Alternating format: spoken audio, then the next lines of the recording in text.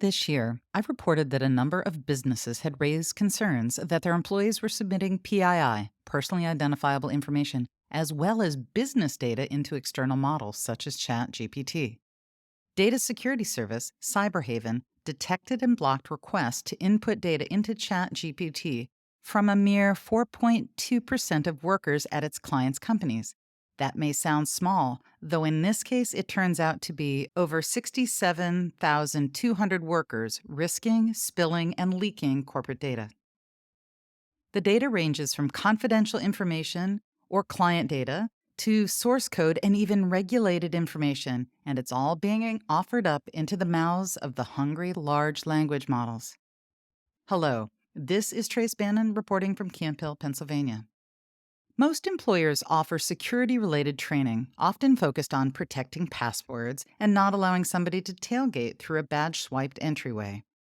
Companies, whether nonprofit or commercial, must quickly step up to educate workers on using AI models, especially those not owned by the corporation. A worker using ChatGPT to craft a letter seems reasonable at first glance. But what if that letter is generated by a doctor to a patient's insurance company and it has all of their medical information? Why is this such a concern? Depending on the model and the service being used, questions are unanswered as to whether or not information submitted can be retrieved at a later date by someone else. Often, the generative AI offering does not share how or if it is properly securing the data. This includes saving the prompts as well as the accompanying data. A growing body of research is exposing that simply by querying a generative AI system in a way that recalls specific items, adversaries can trigger the model to recall a specific piece of information.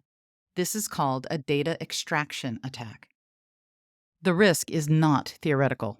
In 2021, a dozen researchers from a broad list of companies and universities, including Harvard, Stanford, Google, and Apple, found that they could execute trained data execution attacks. This technique is also called exfiltration via machine learning inference. JP Morgan has restricted workers' use of ChatGPT, and big heavies like Amazon, Microsoft, and Walmart have all issued warnings to employees to take extra care in using any generative AI services. It only takes one leak. CyberHaven reports that a mere 1% of workers are responsible for roughly 80% of incidents sending sensitive data into public large language models. I reported in March that OpenAI had a bug that shared prompt histories without a nefarious attack. This is not limited to generated text, though that's much more prevalent right now. Those offering generative AI are beginning to add some restrictions. If you were to ask for specific personal details right now, for example, you'd get a canned response saying no. From my technical perspective, this is likely to be a quick patch, sans the requisite protections.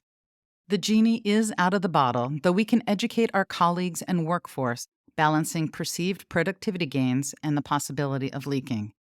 We each need to ask ourselves, with every prompt, whether or not we are putting ourselves or our companies at risk. The continued tidal wave of generative AI certainly gives us something to noodle on. Search for and subscribe to It's 505 wherever you listen to your favorite podcasts.